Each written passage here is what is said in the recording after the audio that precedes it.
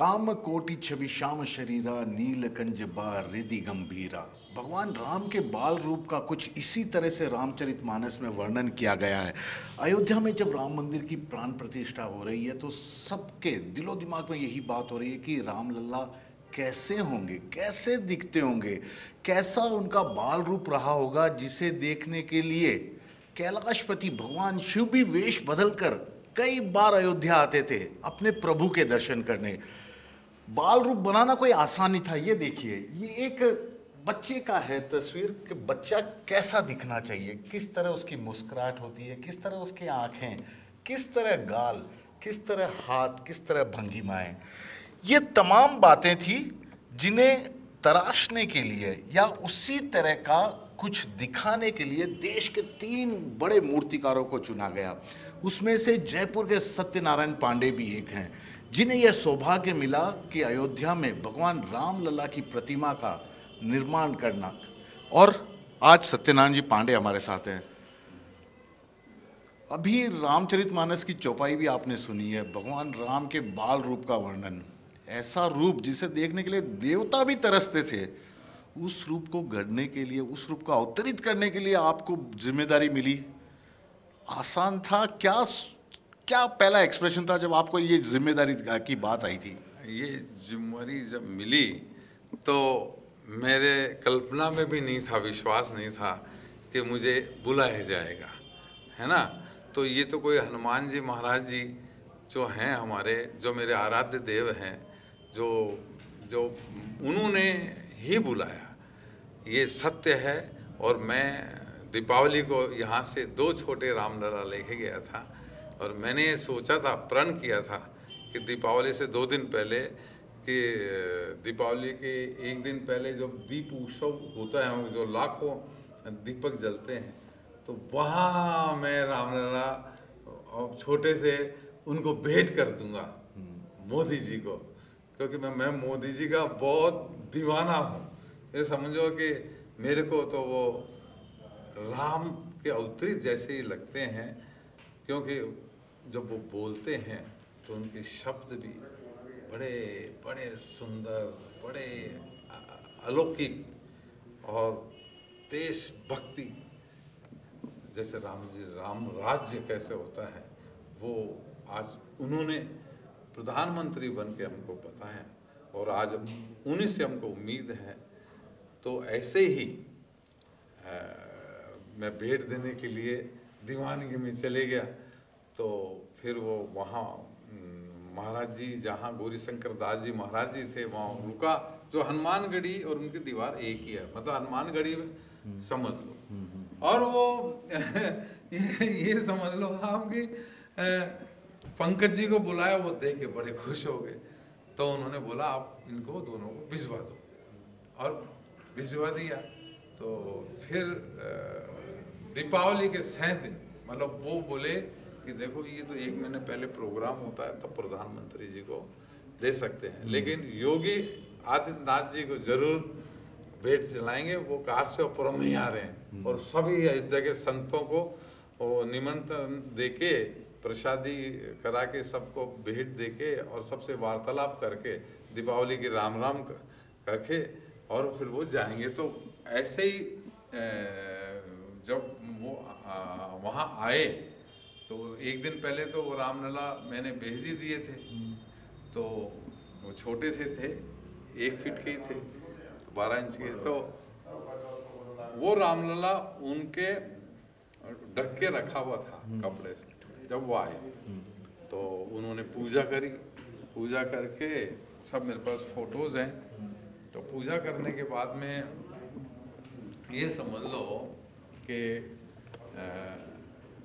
पूजा करके और वो फिर मेरे को बुलाया, तो मैंने फिर उनको भेंट करी। तो मैं बोला धन्य हो गया, पहले दिन ही हनुमान जी कृपा देखो। योगी आदित्यनाथ जी से मिलना बहुत मुश्किल है, लेकिन पहले दिन ही, क्योंकि मैं भी तो उनका भयंकर दीवाना हूँ, दोनों का ही। हाँ, राम राज्य लाने के लिए तो दोनों की जरूरत है। आप दोनों के दीवाने, मोदी जी और योगी जी, लेकिन राम ट्रस्ट आपकी कला के दीवाने हो गए। हाँ, ये कहानी क्या थी सर? ये किस तरह से हुआ? वो क्या था कि जब वो रामलला दिए ना, तो आज सीएम हाउस में ही वो अपने पास में रखते हैं। आपने मेरे को इन्फॉर्मेशन पंकज जी ने दी और वो फोटो भेजी कि जब भी बैठते हैं तो रामलला बगल में होते हैं, वो रामलला के बगल में बैठते हैं और वो बड़े प्रसन्न होते हैं। तो इससे आपका नाम, फिर आपकी हाँ, कला को, फिर मैंने पंकज जी को बोला आप जयपुर आओ, मेरा काम देखो आप। जब उन्होंने काम देखा, काम देखने के बाद में बहुत खुश हुए। तो फिर मैंने बोला मेरे पास एक मार्बल रखा हुआ है, बहुत पुराना है, हमारे पिताजी के टाइम का, तो वो मार्बल भी आप देख लो। तो 10 फुट साइज का था और 4 फुट चौड़ा, 3 फुट मोटा, ऐसा पत्थर। अब तो वो खाने ख़त्म हो गई, पहाड़ का पत्थर था। तो फिर वो पत्थर देखने के बाद में वो टुकड़ा उन्होंने दिया, मतलब टुकड़ा उनको तोड़ के मैंने दिया सैंपल का, तो बहुत खुश हो गए। अब वो ले गए अयोध्या और चंपत राय जी को और इनको सबको दिखाया, नृपेंद्र मिश्रा जी को, तो वो सब आश्चर्य हुआ, इतना सफ़ेद पत्थर अब मिलता है। तो फिर उन्होंने सारी बात बताई कि पुराना पत्थर है इनके पिताजी के टाइम का, और ये पूरा मैं देख के आया। फिर उन्होंने पूरे इंक्वायरी करी, जो विश्व हिंदू परिषद के कार्यकर्ताओं से, संघ वालों से और उनके परिचित थे, तो सब ने ये बोला कि नहीं, ये जो काम ये बहुत अच्छा कर सकता है, और मैं प्रेसिडेंट भी हूँ मूर्ति कलाकारों का। तो एक चीज़ बताइए सत्यनारायण जी, एक मिनट आप इधर आएंगे, उसके लिए बहुत ज़रूरी है। आप खुद अपने बचपन को बहुत अच्छे से जिए हैं, यानी कि आप अच्छी तरह से जानते हैं कि एक बच्चे का बचपन क्या होता है। घर में भी होते हैं, अड़ोस पड़ोस में बच्चे होते हैं। उसके बाद जब इस मूर्ति को साकार किया, बाल मूर्ति को, किस तरह के राम जी होने चाहिए थे, कुछ दिमाग में समझ में आ रहा था? जब तक आप कार राम से पुरम में नहीं पहुंचे थे वहाँ तक, हाँ, कुछ समझ में आ रहा था कि क्या बनाना है, क्या करना है, कुछ आया था दिमाग में? ये हमने एक्सपेरिमेंट करने के लिए पहले कि ये स्वरूप कैसा लगेगा, क्योंकि बनाते तो रहते ही हैं राम जी की, हजारों बनाई हैं। तो वो मेरे जीवन में हजारों मूर्तियाँ मैंने तैयार करी हैं, क्योंकि मेरे पास जब जितने भी काम करने वाले काम भी सीखते थे और कारीगर आर्टिस्ट भी बनाता था, तो आर्टिस्ट तैयार भी करता था। और मैं बचपन से 15 साल की उम्र से ही मैंने काम चालू किया है। तो बस एक ही जिद्दी थी मेरी जीवन की कि मेरे को कलाकार बनना है। और कलाकार क्यों बनना है कि जन्म मेरे भगवान ने दिया है। और मैं हनुमान जी महाराज जी के 7 साल का था जब से ही मंदिर पास में ही है हमारे, तो बस कुछ भी मेरे कष्ट होता था, कुछ भी मैं होमवर्क नहीं करता था, तो मास्टर जी मारते थे उस टाइम। तो मैं बोल देता हनुमान जी महाराज जी आप झूठ बोलते हो, नहीं आएगा। मैं सच बोलता हूँ आएगा और पीटेगा। फिर वो नहीं आता तो मैं हनुमान जी महाराज जी के पास जाता था कि हनुमान जी महाराज आपको झूठ बोल दिया है, मुझे माफ़ कर देना कि आप झूठे नहीं हो। क्योंकि बचपन से ऐसा रहा मेरे जीवन का। तो और फिर मैं ऐसे सोचता था भगवान ने जन्म दिया है तो भगवान को खुश करने के लिए मैं काम सुंदर से सुंदर करूँ। कलाकारी, हमारे फादर कलाकार हैं, उनके पिताजी कलाकार थे, उनके दादाजी कलाकार थे, तो ऐसे पीढ़ी दर पीढ़ी चला आया काम। तो ऐसे ही तो बस वो बहुत अच्छे आर्टिस्ट हैं मेरे पिताजी, हमारी पूरी फैमिली। और दादाजी भी देलवाड़ा मंदिर में काम करने जाते थे, 6-6 महीने में आते थे। तो ऐसे मेरे भी एक रहा, मैं कलाकार बनूं बस, और मेरे पिताजी से अच्छा कलाकार बनूं, और मैं भगवान को खुश करने के लिए कलाकार बनूं, पैसा कमाने के लिए नहीं। सोच ही नहीं आती थी पैसा कमाना है, क्योंकि हमको हमारा एक लक्ष्य था मेरा कि मैं कलाकार बनूं बस, मेरे को कुछ नहीं चाहिए। तो एक काम को 10-10 बार करता था तो पिताजी गुस्सा होते थे, बार बार करता रहता, अब तैयार हो गई तू ऐसा क्यों करता है। बोला नहीं, और सुंदर बन जाएंगे, और सुंदर तैयार हो जाएंगे। तो ऐसे ही करता रहता था। और फिर कभी कभी जैसे इतने सुंदर नहीं होते, रोने लग जाता था। फिर शंकर भगवान की पूजा करता था तो बोलता था कि भगवान तो बहुत सुंदर है ना, तो भगवान आप मुझे बल दो, बुद्धि दो, ज्ञान दो, शक्ति दो, भक्ति दो, है ना। और आंसुओं से अभिषेक करता था रोज, ऐसे रोता रोता। तो बस शंकर भगवान से, हनुमान जी से मांगता था कि बस मेरे को कलाकार बना दो, बस मेरी और कोई इच्छा नहीं है। तो फिर कभी कभी गुस्सा आ जाता था, बोलता मृत्यु दे दो, क्योंकि जब मैं कलाकार ही नहीं बन सकता तो मैं जी के क्या करूँगा, क्योंकि आपको क्या जवाब दूंगा कि आपने कलाकार ही घर में पैदा किया और मैं नालायक निकल गया, तो इससे तो अच्छा मृत्यु दे दो। तो ऐसे मांगता था, मृत्यु मांगता था। तो फिर काम बढ़ आर्टिस्टिक, क्योंकि आर्ट का तो अंत नहीं है। आर्ट का अंत नहीं है, अभी आपने बताया। और आप बताते थे कि एक ही मूर्ति को 10-10 बार बनाते थे, फिर भी तृप्त नहीं होते थे कि ये बनी है कुछ और तरीका, रोने तक लग जाते, आंसू तक निकल जाते थे। रामलला की मूर्ति को बनाते वक्त भी ऐसा ही कुछ हुआ था, हर अंग के, क्योंकि उनके तो एक एक चीज बारीक से बारीक, रोम रोम को ढंग से बनाना था। भगवान को ऐसे ध्यान मेडिटेशन करके, और जो भगवान अवतीत हुए थे तो ब्रह्मांड निकाया, निर्मित माया, रोम रोम प्रतिवेद गए। तो ऐसे बोलता था, ठुमक ठुमक चला था रामचंद्र, तो ऐसे भगवान चलते दिखते थे। भगवान जैसे शरीर कैसा था, कितना दिव्य था, कितना सुंदर था, कितना कोमल था, कितने करुणा निधि था, कितना कितना लव करने वाला आकर्षण था कि भगवान को देखते ही ऐसे मन मुग्ध हो जाए, बस प्यार ही प्यार करने की इच्छा करे कि भगवान को दर्शन करके।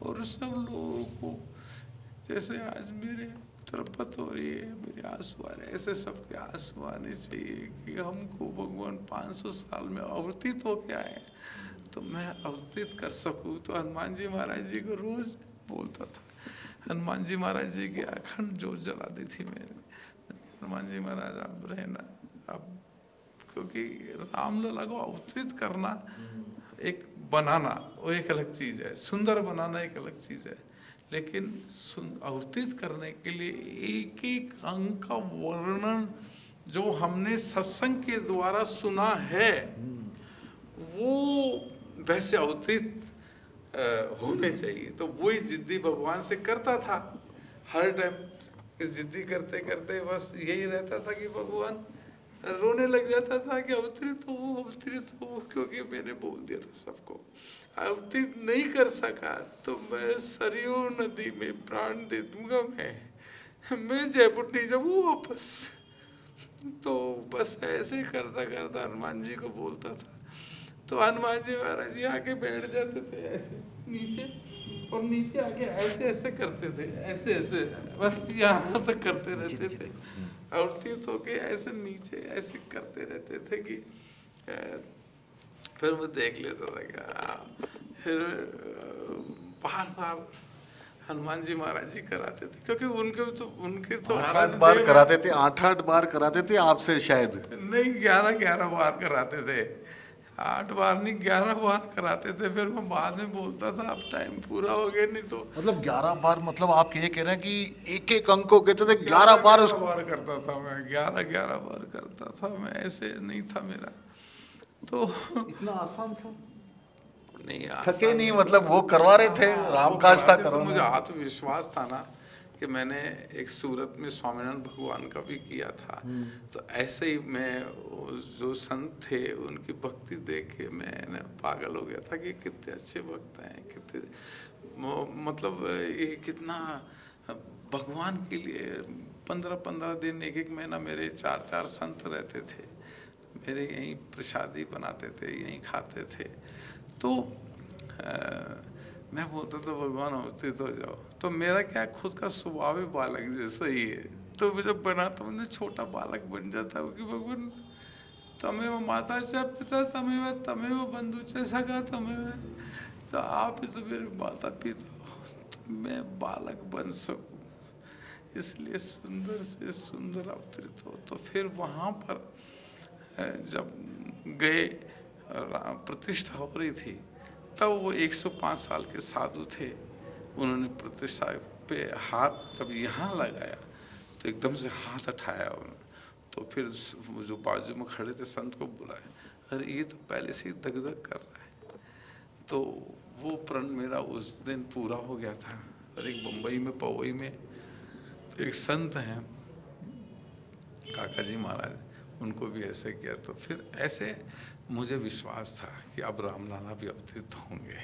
मतलब आप जो अवतरित करने की कोशिश कर रहे थे, देश के बड़े बड़े महान साधु संत देख रहे थे कि कैसे लगेंगे भगवान, उनकी गाइडेंस में सब कुछ काम हो रहा था। आपको ये ऐसा था कि वहाँ पर जो चंपत राय जी जिनको भी लाते थे, बड़े बड़े विद्वान संत, बड़े बड़े ज्ञानी पुरुष थे हैं, तो वो देखते थे तो ये बोलते थे सबसे सुंदर तो यही है। तो मैं खुश हो जाता था। फिर मेरे को आत्मबल बढ़ जाता था कि अरे अपन जो कर रहे हैं वो सुंदर ही है। फिर पूछता था मैं कैसे लग रहे हैं, बहुत सुंदर। तो फिर मैं रोता था भगवान के पास, हनुमान जी को बोलता था भगवान आप शक्ति दे रहे हो, ज्ञान दे रहे हो, बुद्धि दे रहे हो, भक्ति दे रहे हो, ऐसे करुणा निधि बनाना, ऐसे करुणा निधि तैयार कराना। हाँ, जो लोग दर्शन करें तो उनकी मनोकामना पूर्ण हो। तो शास्त्र के अनुसार बनाया उनके, जैसे सीना कैसे चौड़ा था, ऊंचा था, कमर जो कटीली थी, जांघें भारी थी, है ना, जैसे अंगुलियां जैसे लंबी लंबी थी, क्योंकि भगवान की आंखें छोटी नहीं होती है, लंबी लंबी होती है। तो ये पोर्शन और ये पोर्शन बराबर होता है। तो ऐसे करके बनाया। फिर वो उनको बाल स्वरूप बनाया। पहले 1 साल का बनाया, फिर 2 साल का बनाया, फिर 3 साल में। बोला भगवान अब 3 साल के तैयार होना। फिर वो जैसे करता करता कुछ का 4 साल के हो जाते थे, तो मैं बोलता था अब मैं नहीं करूँगा, बस अब मेरे को नहीं कर। तो ऐसे हनुमान जी महाराज जी 11-11 बार कराते थे। और जब जो भी वहाँ जो चंपत राय जी इनको लाते थे, मन मुग्ध हो जाते थे। कई संत आए, पंकज जी एक संत लाए जो वहाँ पर गौशाला है, जो छोटी छावनी के संत हैं, तो वो गौशाला उनकी है। तो वो आंखें ऐसे देख के बस ऐसे टपक टपक आंसू आते रहे उनके, टपक टपक। फिर मैं समझ गया मैंने कि उनकी सुंदरता, उनका आकर्षण देख के। तो पंकज जी बोले देखो रामलला ऐसे बोला, ऐसे आने जैसा लग रहा है। तो ये सब प्रमाण से, शास्त्र से, भक्ति से समर्पित होके बनाया। सोए थे कभी, पूजा पाठ भी करते थे आप? मतलब एक तरफ आपकी मूर्ति बनाने का काम चलता था, दूसरी तरफ शुद्धता, सात्विकता, मतलब आह्वान करके पूरा बनाते थे कि भगवान अब आपके हाथ बना रहा हो तो आइए। हनुमान जी महाराज पहले दिन ही आ गए ना, तो फिर वो आश्रम में वहीं रोज पूजा पाठ हवन कराना, रोज जितने दिन रहा। फिर जहाँ कहाँ मैं अखंड जोत जलाया, तो मैं गाय का घी, देसी गाय का घी की अखंड जोत जलती थी। कितने घंटे काम करते थे? तो समझो 12 से 18 घंटे करता था। सोते कब थे फिर? तो मैं 2-3 घंटे सोता था। फिर सोता तो क्या था, 1 घंटे बाद तो 3 बजे तो फिर उठ जाता था। फिर बैठा रहता था कि भाई दिन कब होगा, दिन कब होगा। तो ऐसे सोचता रहता था। और फिर मेडिटेशन करता था, भगवान ऐसे पूर्ण कैसे थे, कैसे कैसे पूरा ध्यान करता था। फिर वो स्वरूप को आत्मा में उतार के दिमाग में बसा के, और फिर उसको वहाँ जाके फिर प्राकट्य रूप में अवतरित करता था। तो वो भी सब शक्ति हनुमान जी देते थे ना। तो मैं जब लास्ट में जब 3 दिन हुआ, तो 3 दिन हुआ, तो 3 जब आने वाला था उसके 3 दिन पहले काम बिल्कुल रेडी हो गया था। तो मैं बोला हनुमान जी महाराज अब जाता हूँ। तो वहाँ क्या हुआ, वहाँ मैंने संतों के द्वारा और मेरे पोते के द्वारा, और मैं भी आहुति देता था, 4-4, 5-5 संत बैठ जाते थे। तो 8 दिन तक हवन यज्ञ किया हमने। तो फिर मैंने वहाँ संतों के 7 भंडारे किए। ऐसे बोलना नहीं चाहिए जो करते हैं ना भक्ति का, लेकिन अब आप इंटरव्यू ले रहे हो तो कैसे क्या किया, क्योंकि अवतरित करना था। तो संत लोग जब हनुमान जी को बोलेंगे तो जल्दी सुन लेंगे, मैं तो झूठा आदमी हो सकता हूँ, स्वार्थी हो सकता हूँ कि भगवान मेरे काम के लिए मैं स्वार्थ मांग रहा हूँ, लेकिन वो संत तो निष्काम है। तो उन्होंने संत हर आशीर्वाद देते थे मेरे को। 125 संत आते थे और अच्छे अच्छे तपस्वी संत जो निकलते नहीं थे, तो वो जो सरयू नदी के उस पार उस साइड रहते थे रोड से, तो वो आते नहीं थे, लेकिन मेरे प्यार के लिए जब उनको वो संत न्योता देने जाते थे, निमंत्रण देने जाते थे, तो उनको बोलते थे ऐसे जयपुर से आए, ऐसे रामलला अवतीर्थ करने, आपके आशीर्वाद से ही हो सकता है, हनुमान जी महाराज जी को आप ही प्रार्थना करो। तो फिर ऐसा ये सब चीज़ होता रहा और भक्ति में हुआ, और हनुमान जी महाराज जी ने कराया और साधु संतों के आशीर्वाद से हुआ है। मैं मेरी तो सोच, मैं तो कभी ये नहीं बोला कि मैंने कुछ काम किया। बिल्कुल, रामकाज तो हनुमान जी ही कराते हैं, रामकाज तो हनुमान जी ही करा सकते हैं और अच्छे तरीके से। माफ़ी चाहता हूँ कि कभी मैं बीच में आपके पूछने से मैं कुछ बोल दिया हो तो मुझे हम ये एक चीज़ और जानना चाहते हैं। अभी आपके एक साथी शिल्पकार कर्नाटक के शिल्पकार हैं, उनकी प्रतिमा का वहाँ चयन हुआ है, उनके द्वारा अवतरित जो की गई उनकी चयन हुआ है। वो शायद आपके लिए सबसे मुश्किल वाला दिन रहा होगा, और आप क्या चाहेंगे आप, क्योंकि आपने भगवान को बड़े दिल से बनाया, बहुत मतलब कोशिश की है कि अपनी पूरी जिंदगी का अनुभव लगा दिया आपने। मेरी आत्मा की आवाज़ पूछ ली कि मेरी एक इच्छा है कि कोई से भी फ्लोर में लगा देना, लेकिन वहाँ लगा देना, क्योंकि अवतीत राम जी है, वो पत्थर के नहीं है। मैं हनुमान जी महाराज जी की सौगंध खा के बोलता हूँ, मेरे भगवान है वो बस वही लग जाए। मेरी एक आराधना बस यही है। वहाँ ठीक है, आप नहीं लगा रहे, मैं नाराज नहीं हूँ, लेकिन मेरी इच्छा पूर्ति कर देना, जिससे मेरी आत्मा खुश हो जाए, मेरे हनुमान जी महाराज जी खुश हो जाए, क्योंकि हनुमान जी महाराज जी ने कराया, मेरी कोई ताकत नहीं है। हनुमान जी महाराज जी खुद काम करते थे, इसलिए बस मेरी एक ही प्रार्थना है कि बस उन सब से कि रामलला को अवतीर्थ के उनको वह स्थान दे देना, वह स्थान दे देना, बस और कोई मनोकामना नहीं है। मैं तो ये भी बोल दिया, मुझे कोई पैसे मत दो, कुछ मत दो, बस मेरी एक ही तमन्ना पूरी कर दो, मेरे हनुमान जी की तमन्ना पूरी कर दो जो उन्होंने तैयार कराए, बस वही कर दो, और कुछ नहीं चाहिए मुझे। मेरा जीवन करता हो जाएगा। जो बचपन से काम भगवान को खुश करने के लिए सीखता था, बस वो मेरी आस उम्मीद वही मेरी जिंदा रहे, वही मेरी मनोकामना पूर्ण हो जाए कि वो अवतीत हो जाए, वहाँ स्थान दे दे रामलला को। मेरे से कोई भी गलती हो गई हो, कुछ बोल दिया हो, उसको क्षमा कर देना। मैं वहाँ समर्पित हूँ, मैं वहाँ के लिए समर्पित हूँ, बस। तो ये है सत्यनारायण पांडे जी, जितने दिल से बता रहे थे कि राम भगवान की प्रतिमा बाल रूप को कितना दिल से इन्होंने बनाया, कितना मनमोहक बनाया, अवतरित करने की कोशिश की, प्रतिमा को गढ़ा नहीं है, उन्हें अवतरित करने की कोशिश की, और बार बार यही कह रहे हैं कि देखने से ही बस आंसू निकल जाएं लोगों के भगवान की सुंदरता को देखने।